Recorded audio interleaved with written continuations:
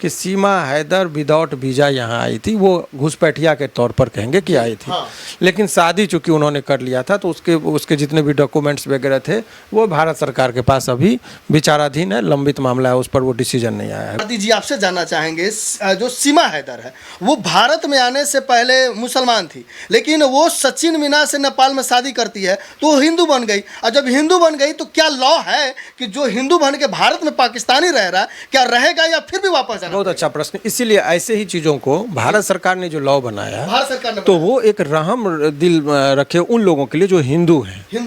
तो हिंदू जब वहाँ से माइग्रेट करके आया था, हिंदू के तौर पर वो जो हिंदुस्तान में प्रवेश कर रहे हैं उन पर ये कानून लागू नहीं होता है। कानून लागू तो सीमा हैदर का जो फैक्ट है, सीमा हैदर नेपाल गई, नेपाल में हिंदू विधि से शादी की, अपने आप को मुसलमान। हिंदुस्तान में आपको बता दे जानकारी के लिए कि धर्म परिवर्तन की अनुमति हमारा भारतीय संविधान देता है। कोई हिंदू है तो वो मुसलमान धर्म को अपना सकता है, कोई मुसलमान है तो हिंदू धर्म को अपना सकता है।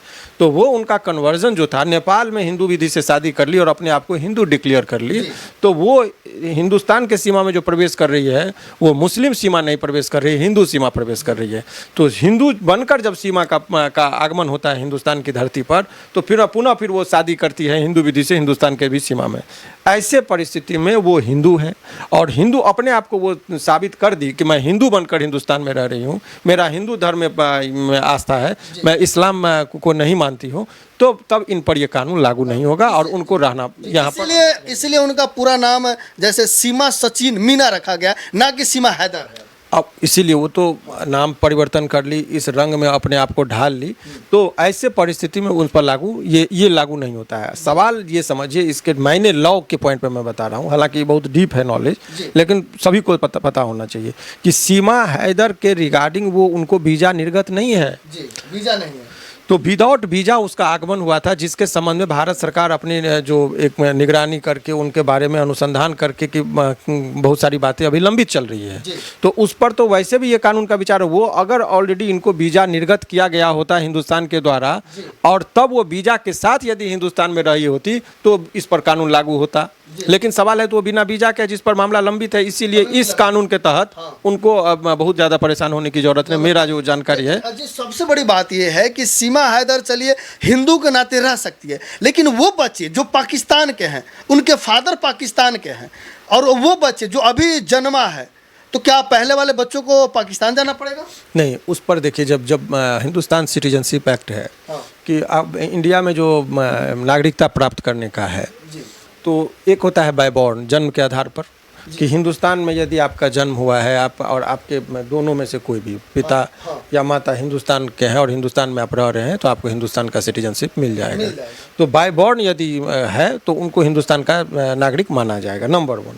नंबर 2 एक होता है कि आप 5 वर्ष से अधिक से यदि लगातार हिंदुस्तान में रह रहे हैं तो भी आपको मिल सकता है, आप आवेदन देंगे तो आपको भारतीय नागरिकता आपको प्राप्त हो सकती है। तो अभी सीमा हैदर का वो भी एक देखना होगा कि उसने सिटीजनशिप के लिए, और एक होता है मैरिज के थ्रू कि हिंदुस्तान में शादी कर लिए, वैवाहिक संबंध से भी हिंदुस्तान की नागरिकता को प्राप्त किया जा सकता है, तो उसके लिए आवेदन देना होगा। तो वो सब सारी प्रक्रियाएं बहुत दिन से उनकी लंबित है माननीय भारत सरकार के पास कि हमको, उन्होंने अप्लाई किया कि मुझे भारत की नागरिकता मिलनी चाहिए, तो उस पर मामला लंबित है बहुत पहले से, ये आज की बात नहीं है। तो मुझे नहीं लग रहा कि ऐसे परिस्थिति में उनको पाकिस्तान अभी जाना पड़ेगा, नंबर 1। अब मोर और ओवर यदि मान लीजिए बहुत बुरा कंडीशन भी हो जाए, क्योंकि सीमा के लिए लौट कर पाकिस्तान जाना इतना आसान नहीं है, चूँकि वो उसको पाकिस्तान जाते ही वहाँ का जो जितना वो पाकिस्तान के खिलाफ यहाँ पर हिंदुस्तान से बोली है, तो वहाँ का जो नागरिक होगा, हर आदमी को अपना देशभक्ति करने का, पाकिस्तान है तो पाकिस्तानी जिंदाबाद कहेगा। वैसे सीमा हैदर के वीडियो में उसको हिंदुस्तान धर्म से ज़्यादा, हिंदुस्तान से ज़्यादा लगाव देखा गया। वही मैं कह रहा हूँ। तो ऐसे परिस्थिति में वो सीमा हैदर वो पाकिस्तान के लोग स्वीकार नहीं करेंगे, बड़ी उनकी समझिए कि आलोचना होगी, सताया जाएगा, बहुत सारी चीज़ें। तो पाकिस्तानी हिंदू यदि हिंदुस्तान में आएगा तो उस पर लागू नहीं होता है। तो सीमा हैदर और पाकिस्तानी हिंदू है जो हिंदुस्तान में रह रही है, इसीलिए उस पर कानून लागू नहीं होगा। मतलब अब रह सकती है पूर्ण रूप से। हाँ, जब तक कि विशेष कोई आदेश भारत सरकार का ना हो, उस व्यक्ति विशेष के लिए भी कभी कभी देखा जाता है। अभी तो जनरल ये जो कानून का जो अनाउंसमेंट है वो सभी नागरिकों के लिए जो पाकिस्तान के नागरिक हैं, परंतु कभी कभी सरकार को डिस्क्रिशनरी पावर होता है कि किसी व्यक्ति पर वो लागू होता है कि नहीं होता है। जो आप एक और समझिए कि सभी पाकिस्तानी को इंडिया से भेजने का आदेश है, तो मान लीजिए पाकिस्तान का बहुत सारा अपराधी है जो हिंदुस्तान में अभी जेल में है, कस्टडी में है या सरकार के निगरानी में है, तो उसको तो सरकार नहीं सौंप देगी। इस नियम तो आतंकवादी सब बहुत सारा चीज़ जेल में बंद है तो सबको भेज देगा, सो तो बात है नहीं। जिनका मामला लंबित था, अभी जो मुंबई में टेरर अटैक हुआ था उसके जो सरगना पकड़े लाया गया तो वो भी पाकिस्तान के, तो उनको भी भेज दिया जाएगा क्या? ये सभी प्रश्न उठेंगे। तो सरकार के पास बहुत सारे नियम हैं, तो जो जिन पर अपराध का दोषी होने का कोई भी ट्रायल इंडिया वगैरह में चल रहा है तो उनको तो भेजेंगे नहीं।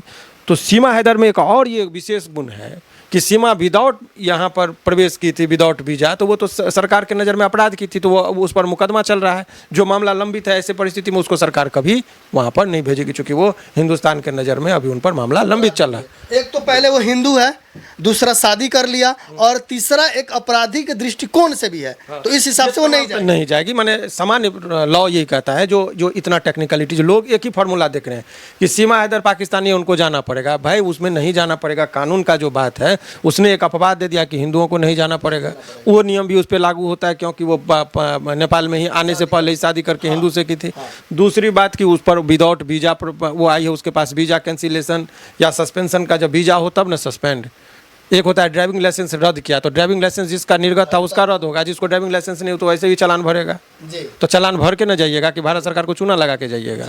तो भारत सरकार के लिए उसलिए भी उस पर केस है, इसलिए भी यहाँ पर जो मामला लंबित है। तो ये जो एक अफवाहें फैलाई जा रही है इस माध्यम से, ये बड़ी दुख की बात है।